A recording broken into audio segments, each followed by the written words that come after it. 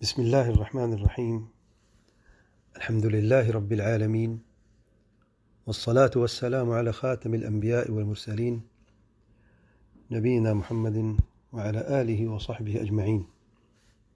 وبعد، رمضان اور قرآن اس عظیم مہینے میں قرآن مجید کے پیارے الفاظ اور خوبصورت انداز بیان پر غور و فکر کا درس جاری ہے۔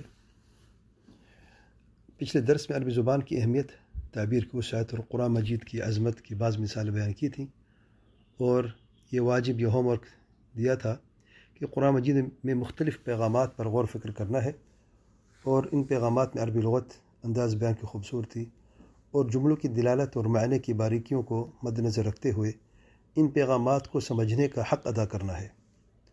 اور ان پیغامات کی چند مثالیں بیان کی تھیں کہ توحید کا پیغام، اللہ تعالیٰ کے اسماء و صفات کا پیغام، اتباع سنت کا پیغام، ارکان ایمان، آخرت پر ایمان، ارکان اسلام، ایمان، احسان کا پیغام، نماز، زکوٰۃ، روزہ، حج، جہاد، والدین سے حسن سلوکی، صلہ رحمی وغیرہ کے پیغامات کے میں نے ذکر کیا تھا۔ اور یہ پورا سال ہے، یعنی اگلے رمضان تک یا آگے بھی آپ کر سکتے ہیں کہ قرآن مجید میں اس مختلف موضوعات کو دیکھنا ہے، ان پیغامات کو، اور پھر ان کا الفاظوں پر غور و فکر کرنا ہے کہ کس طریقے سے اللہ تعالیٰ نے بڑے پیارے انداز میں ان پیغامات کو بیان فرمایا ہے، اور اپنی اصلاح کے لیے، تاکہ ہماری دنیا و آخرت کی بھلائی ان پیغامات میں جو موجود ہیں تاکہ وہ ہم آسانی سے حاصل کر سکیں۔ تو پورا سال پڑا غور و فکر کرنے کے لیے، اور جس کو اللہ تعالیٰ ایک دفعہ آسانی کر دے انشاءاللہ، اس کے لیے ایسے خیر کے دروازے کھلیں گے شاید اس نے کبھی سوچا بھی نہیں ہوگا، سبحان اللہ۔ تو اس لیے تھوڑا سا وقت نکال کے اس کو دیکھ لیں۔ آج کی نشست میں میں بعض اہم پیغامات کے تعلق سے کچھ مزید یا مختصر مثال بیان کرتا ہوں۔ یہ ایک ہنٹ ہے آپ حضرات سامعین کے لیے، بھائی بہنوں کے لیے، تاکہ آپ کو غور فکر کرنے میں آسانی ہو جائے۔ پہلی مثال، قرآن مجید اور تمام رسولوں کا سب سے بڑا اور سب سے اہم پیغام کیا ہے؟ لا الہ الا اللہ، یا توحید عبادت کا پیغام ہے۔ آئیے دیکھتے ہیں کہ اس عظیم پیغام کو کیسے خوبصورت انداز میں بیان کیا گیا ہے۔ سب سے پہلے وہ صورت جو تقریباً ہر مسلمان پڑھتے اور کثرت سے پڑھتا ہے، بلکہ اکثر مسلمان نماز میں اگر پڑھتے ہیں، اگر کوئی اور صورت ان کو نہیں آتی تو یہی صورت پڑھتے ہیں، اور یہی صورت الاخلاص۔ سب سے پہلے ہم پڑھتے ہیں قل هو اللہ احد، اور یہاں پر قل، اللہ تعالیٰ نے اپنے پیارے پیغمبر صلی اللہ علیہ وسلم کو حکم دیا ہے کہ بتا دیں کہ هو اللہ احد، اللہ ایک ہے۔ مشرکین اس دور کے، دور جاہلیت کے، اللہ تعالیٰ کے پیارے پیغمبر صلی اللہ علیہ وسلم کو صادق و امین کہتے تھے اور مانتے تھے، اس لیے اللہ تعالیٰ نے اپنے پیارے پیغمبر صلی اللہ علیہ وسلم زبانی ہی ان کو ایک خبر دی ہے کہ هو اللہ احد، تو کہہ دے میرے پیارے پیغمبر صلی اللہ علیہ وسلم کہ اللہ ایک ہے۔ اور پھر ہر دور میں، چاہے وہ اللہ تعالیٰ کے پیارے پیغمبر صلی اللہ علیہ وسلم کی امت ہی کیوں نہ ہو، اگر وہ اس معاملے میں کبھی بھی غلطی کرتے ہیں یا غلطی کا کبھی بھی اندیشہ ہو، تو یہ پیغام یاد رکھ لیں کہ یہ اللہ تعالیٰ کی طرف سے پیغام ہے اپنے پیارے پیغمبر صلی اللہ علیہ وسلم کی زبانی۔ اچھا، نہیں سمجھ میں آیا، پھر فرمایا سورۃ الکہف اس پیغام کو مزید اس کی وضاحت کرتے ہوئے، قل انما انا بشر مثلکم یوحى الی انما الہکم الہ واحد فمن كان يرجو لقاء ربه فليعمل عملا صالحا ولا يشرك بعبادة ربه احدا۔ سورۃ الکہف نمبر 110۔ اس میں بھی دیکھیں پھر قل ہے، اللہ تعالیٰ کے پیارے پیغمبر صلی اللہ علیہ وسلم کو حکم ہے اللہ تعالیٰ کی طرف سے، کہہ دیں انما، بے شک میں، انا بشر مثلکم، تمہاری جیسا بشر ہوں، لیکن فضیلت اور فوقیت اور افضلیت جو ہے وہ یوحى الیہ، وحی نازل ہوتی ہے، اس لیے میں عام لوگوں کی طرح نہیں ہوں، سب سے افضل ہوں، اور اس کی فضیلت وحی سے جڑی ہوئی ہے۔ انما الہکم الہ واحد، یہ شاہد ہے کہ تمہارا الہ جو ہے صرف ایک الہ ہے۔ اگر قل هو اللہ احد میں نہیں پتہ کہ اللہ احد تو ہے، لیکن کس چیز میں اللہ تعالیٰ ایک ہے، خصوصی طور پر اس واحد سے، احد سے کیا مراد ہے، تو یہاں پر فرمایا انما الہکم الہ واحد، تمہارا معبود صرف ایک ہی سچا معبود ہے، سبحان اللہ۔ اچھا، پھر بھی سمجھ نہیں آیا، سورۃ الصافات میں دیکھیں، بڑا پیارا پیغام ہے، والصافات صفا فالزاجرات زجرا فالتالیات ذکرا ان الہکم لواحد۔ یہاں پر صیغۃ القسم کے ساتھ قسم ہے، ان الہکم لواحد، ایک تو قسم ہے صفات صفہ کی، اور پھر ان کے ساتھ بھی یہاں پر تأکید ہے. کس چیز کی تأکید کی جا رہی ہے؟ ان الہکم لواحد، تمہارا الہ معبود صرف ایک ہی ہے. اچھا پھر بھی سمجھ نہیں آیا؟ اچھا قرآن مجید کا بنیادی پیغام اور لا الہ الا اللہ کا معنی، قرآن مجید میں کیا بنیادی پیغام ہے؟ اللہ تعالیٰ کے ارشاد ہے سورۃ ہود میں، الف لام را کتاب احکمت آیاته ثم فصلت من لدن حکیم خبیر الا تعبدوا الا اللہ اننی لکم منہ نذیر وبشیر. سورۃ ہود آیت نمبر 1 اور 2. الا تعبدوا الا اللہ، نہیں عبادت کرو مگر اللہ تعالیٰ کی. یہ کسی سے پیغام کہاں سے آیا ہے؟ الف لام را حروف مقطعہ ہے، کتاب ایک کتاب ہے، کون سی؟ قرآن مجید، احکمت آیات ہو، جس کی آیتیں محکم کر دی گئی ہیں، پرفیکٹ ہیں. ثم فصلت، پھر کھول کھول کے بیان کر دی گئی تفصیل کے ساتھ، من لدن حکیم خبیر، کس کی طرف سے؟ حکیم خبیر کی طرف سے، جو بڑی حکمت والا، خوب خبر رکھنے والا ہے. کیا بنیادی پیغام ہے اس عظیم کتاب کا؟ اللہ تعبدوا الا اللہ، نہیں عبادت کرنی مگر صرف اور صرف اللہ تعالیٰ کی.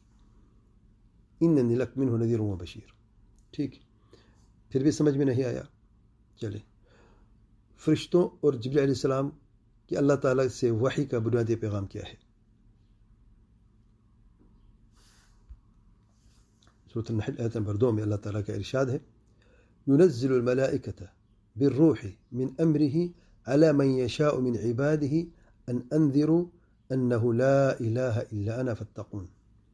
یہ فرشتوں کا روح یعنی جبریل علیہ السلام کا ذکر ہے، اللہ کے حکم سے اپنے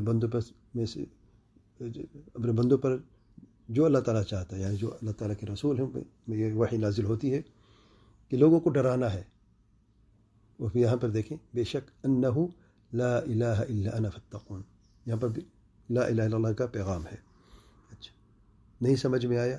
چلے دیکھیں سورۃ ہود میں تمام رسولوں کا بنیادی پیغام کیا ہے. آئیے دیکھتے ہیں. سورۃ ہود میں مختلف پیغامات موجود ہیں مختلف رسولوں کے لیے. اللہ تعالیٰ کا ارشاد ہے، وَلَقَدْ أَرْسَلْنَا نُوحًا إِلَىٰ قَوْمِهِ إِنِّي لَكُمْ نَذِيرٌ مُّبِينٌ أَلَّا تَعْبُدُوا إِلَّا اللَّهَ إِنِّي أَخَافُ عَلَيْكُمْ عَذَابَ يَوْمٍ أَلِيمٍ. سورۃ ہود آیت نمبر 25 اور 26. نوح علیہ السلام کا اپنے قوم کے سب سے بنیادی پیغام کیا ہے؟ اللہ تعبدوا الا اللہ. قرآن مجید کا بنیادی پیغام کیا تھا؟ سورۃ ہود میں ہی میں نے بیان کیا ہے، اللہ تعبدوا الا اللہ. ذرا غور کریں، ایک جملہ بار بار. اچھا پھر اسی سورۃ ہود میں نمبر 50 میں اللہ تعالیٰ کا ارشاد ہے، وَإِلَىٰ عَادٍ أَخَاهُمْ هُودًا قَالَ يَا قَوْمِ اعْبُدُوا اللَّهَ مَا لَكُمْ مِنْ إِلَٰهٍ غَيْرُهُ إِنْ أَنْتُمْ إِلَّا مُفْتَرُونَ. وَإِلَىٰ عَادٍ أَخَاهُمْ هُودًا، ہود علیہ السلام اپنے قوم عاد کی طرف مبعوث ہوتے ہیں. کیا بنیادی پیغام ہے؟ کیا فرمایا؟ قَالَ یا قومی، اے میرے قوم، اعبدوا اللہ ما لکم من الہ غیرہ، ایک اللہ کی عبادت کرو، اللہ کے سوا کسی کی عبادت مت کرو. سبحان اللہ. آگے دیکھیں سورۃ ہود آیت نمبر 61 میں، وَإِلَىٰ ثَمُودَ أَخَاهُمْ صَالِحًا قَالَ يَا قَوْمِ اعْبُدُوا اللَّهَ مَا لَكُمْ مِنْ إِلَٰهٍ غَيْرُهُ إلى آخر الآیہ. ایک ہی پیغام بار بار. وَإِلَىٰ ثمود قوم کی طرف کے بھائی جو ہیں صالح علیہ السلام کو بھیجا گیا. کیا برادی پیغام ہے؟ اعبدوا اللہ ما لکم من الہ غیرہ. ٹھیک. سورۃ ہود آیت نمبر 84 میں، وَإِلَىٰ مَدْيَنَ أَخَاهُمْ شُعَيْبًا قَالَ يَا قَوْمِ اعْبُدُوا اللَّهَ مَا لَكُمْ مِنْ إِلَٰهٍ غَيْرُهُ وَلَا تَنقُصُوا الْمِكْيَالَ وَالْمِيزَانَ إِنِّي أَرَاكُمْ بِخَيْرٍ وَإِنِّي أَخَافُ عَلَيْكُمْ عَذَابَ يَوْمٍ مُحِيطٍ. ناپ تول میں ہیرا پھیری بعد میں سب سے بڑا بنیادی پیغام کیا ہے؟ وَإِلَىٰ مَدْيَنَ أَخَاهُمْ شُعَيْبًا قَالَ يَا قَوْمِ اعْبُدُوا اللَّهَ مَا لَكُمْ مِنْ إِلَٰهٍ غَيْرُهُ. ایک ہی پیغام ہے، لا الہ الا اللہ، لا تعبدوا الا اللہ، اعبدوا اللہ ما لکم من الہ غیرہ. سبحان اللہ. اچھا پھر بھی سمجھ میں نہیں آ رہا؟ دیکھیں یہی ایک پیغام مختلف انداز میں اللہ تعالیٰ نے کس پیارے انداز میں اور مختلف طریقے سے بیان فرمایا ہے. اچھا پھر بھی سمجھ نہیں آیا کسی کو؟ ٹھیک ہے. اللہ تعالیٰ کا ارشاد ہے، وما ارسلنا من قبلک من رسول الا نوحی الیہ انہ لا الہ الا انا فاعبدون. سورۃ الانبیاء نمبر 25. تمام رسولوں کا ایک ہی بنیادی پیغام ہے. چند کا ذکر سورۃ ہود میں ہوا ہے، ان کے علاوہ جتنی بھی اللہ تعالیٰ کے رسول ہیں سب کا ایک ہی بنیادی پیغام ہے، ایک ہی وحی نازل ہو جو بنیادی وحی اللہ تعالیٰ کی طرف سے، انہ لا الہ الا انا فاعبدون۔ لا الہ الا اللہ کا معنی کیا ہے؟ لا معبود بحق الا اللہ، اللہ کے سوا کوئی سچا معبود نہیں، کوئی برحق معبود نہیں۔ اچھا، پھر بھی سمجھ میں نہیں آیا؟ اچھا، جن و انس کی تخلیق کا بنیادی مقصد کیا ہے؟ میرے اور آپ کے اور تمام کائنات کے وجود کا بنیادی مقصد کیا ہے؟ ہم کیوں اس دنیا میں آئے ہیں؟ اللہ تعالیٰ کا ارشاد ہے وما خلقت الجن والانس الا ليعبدون، سورۃ الذاریات آیت نمبر 56۔ پھر بھی سمجھ نہیں ہے کہ میرا وجود بھی اللہ نے مجھے اس لیے پیدا کیا ہے کہ صرف ایک اللہ کی عبادت کرنی ہے۔ چلیں، ہر نماز میں ہر مسلمان سورۃ الفاتحہ میں اللہ تعالیٰ سے کیا وعدہ کرتا ہے؟ فرض نماز صرف 17 مرتبہ کم سے کم ہم پڑھتے ہیں سورۃ الفاتحہ، جو باقی سنتیں اور نفلیں وہ الگ ہیں۔ اگر صرف فرض نماز ہی ہم پڑھیں اور ہر رکعت میں سورہ فاتحہ کیونکہ رکن پڑھنا ہے، اللہ اپنے رب سے ہم ہر نماز میں وعدہ کرتے ہیں، ہر رکعت میں وعدہ کرتے ہیں ایاک نعبد و ایاک نستعین، اے اللہ ہم صرف تیرے ہی عبادت کرتے ہیں اور صرف تجھ سے ہی مدد طلب کرتے ہیں۔ عبادت صرف اللہ کی کرنی ہے، مدد بھی صرف اللہ تعالیٰ سے ہی مانگنی ہے۔ کیا بچا ہے؟ اور اس کے علاوہ اگر پھر بھی سمجھ میں نہیں آیا، چلیں دیکھیں، میں اسی پہ بات کا اختتام کرتا ہوں، اور اس کے علاوہ بہت سارے اور بھی دلائل ہیں، بہت پیاری دلالات موجود ہے۔ اچھا،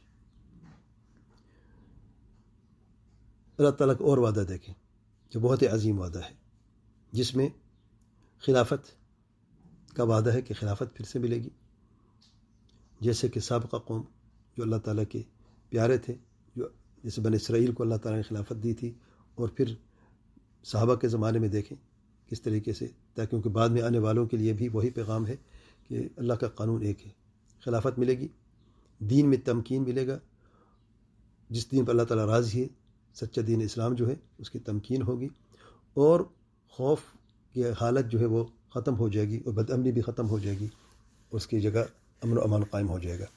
لیکن صرف ایک شرط ہے، یہ تمام نعمت اللہ تعالیٰ کی طرف سے ہوں گی اور وعدہ پورا ہوگا۔ آئیے دیکھتے سورۃ النور آیت نمبر 55 میں اللہ تعالیٰ کا ارشاد ہے وعد اللہ الذین آمنوا منکم وعملوا الصالحات، اللہ تعالیٰ کا وعدہ ہے ایمان والے اور وہ جو عمل الصالحات کی۔ ٹھیک ہے، کیا وعدہ ہے؟ لا استخلفنہم فی الارض، دین میں خلافت، زمین پر خلافت، کیسے؟ کما استخلف الذین من قبلہم، جیسے پہلے کو خلافت دی تھی، وَلَيُمَكِّنَنَّ لَهُمْ دِينَهُمْ الَّذِي ارْتَضَىٰ لَهُمْ، دین کی تمکین جس پہ اللہ تعالیٰ راضی ہے، وَلَيُبَدِّلَنَّهُم مِّن بَعْدِ خَوْفِهِمْ أَمْنًا، اور ان کے خوف کو اللہ تعالیٰ بدل دے گا اور امن و امان قائم ہو جائے گا۔ شرط ایک ہے، کیا شرط ہے؟ يَعْبُدُونَنِي لَا يُشْرِكُونَ بِي شَيْئًا، ایک میری عبادت کریں، میرے ساتھ کسی کو شریک نہ ٹھہرائیں۔ وَمَن كَفَرَ بَعْدَ ذَلِكَ فَأُولَٰئِكَ هُمُ الْفَاسِقُونَ، سورۃ النور آیت نمبر 55۔ اب کسی کے پاس کوئی عذر باقی رہا ہے جو خلافت نہیں چاہتا، دین کی تمکین نہیں چاہتا، اور امن و امان بھی نہیں چاہتا، خوف کی حالت میں رہنا چاہتا ہے، عزت کو چھوڑ کر ذلت میں زندگی گزارنا چاہتا ہے، رسوائی چاہتا ہے، نعوذ باللہ، پھر اس کا تو کوئی کچھ کر نہیں سکتا نا۔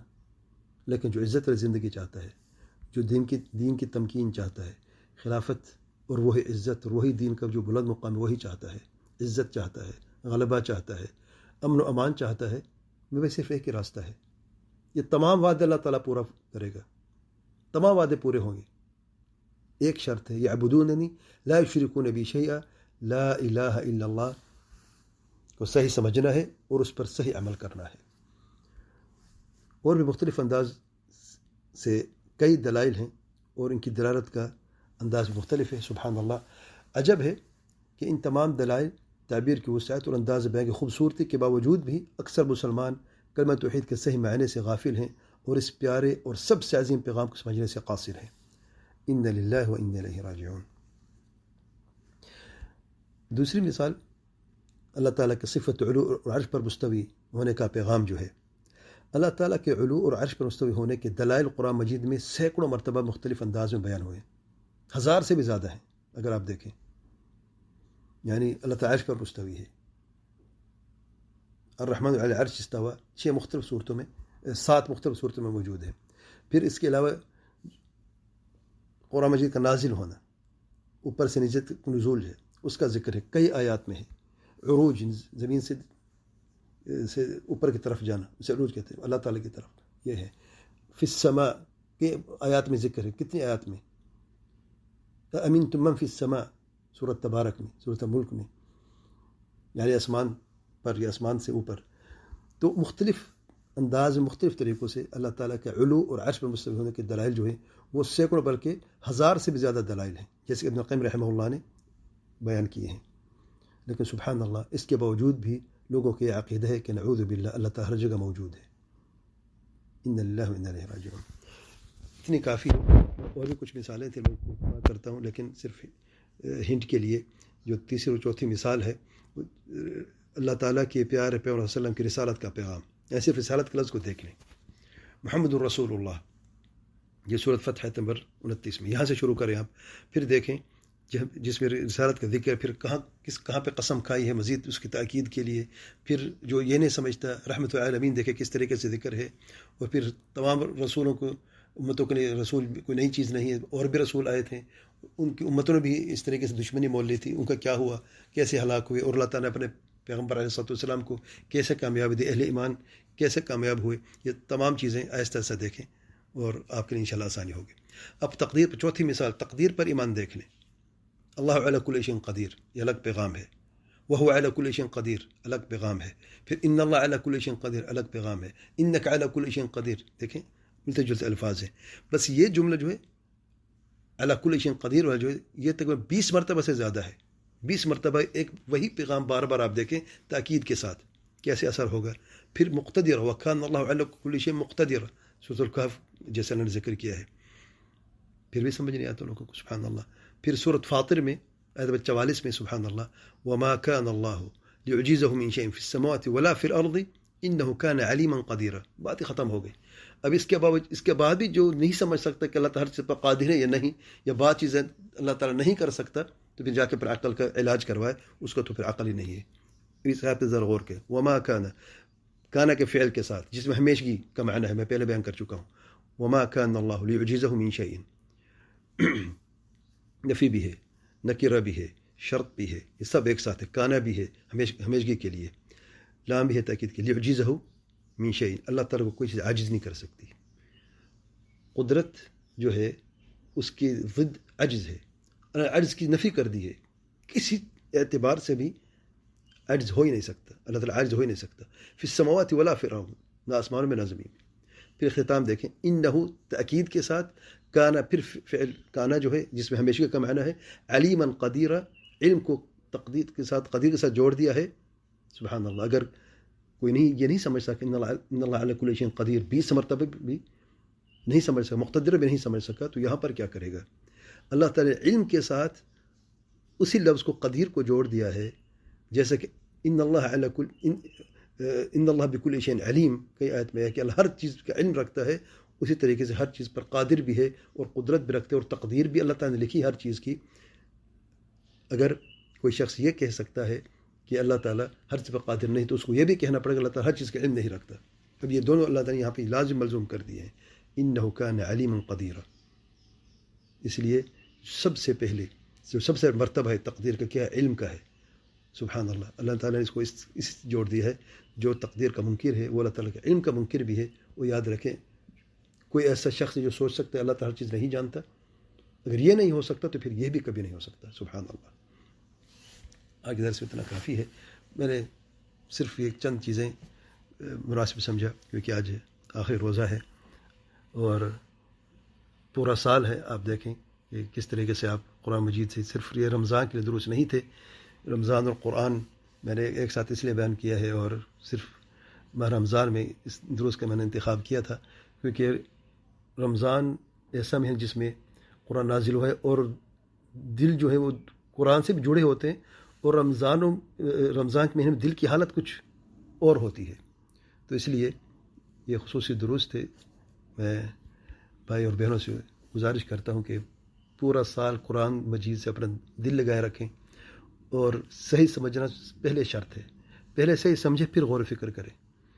جو اہم پیغامات ہیں توحید کا پیغام، اتباع سنت کا، اور باقی جو صحیح عقیدہ کا جو ہے، صحیح منہج کا پیغام جو ہے وہ اچھی طرح سمجھ لیں، پھر اس کے بعد جو ہے آپ غور و فکر کے لیے ایک وسیع میدان ہے، آپ اس میں آئیں، اور عربی لغت کی خوبصورتی، انداز بیان کی خوبصورتی اور تعبیر کی وسعت وغیرہ آپ جتنی آگے جاتے رہیں گے، یہ ایک وسیع خزانہ ہے، اس میں جہاں سے اب خزانے میں سے جو اب ہیرے وہ موتی وغیرہ لینا چاہتے ہیں، وہ تو الحمدللہ اللہ تعالیٰ اس کو توفیق دیتا ہے، جو اس کے لیے سعی کرتے اللہ سے دعا بھی کرتا ہے اور اس کے لیے وقت بھی نکالتا ہے۔ اللہ ہم سب کے لیے آسانی فرمائے۔ واللہ اعلیٰ و اعلم۔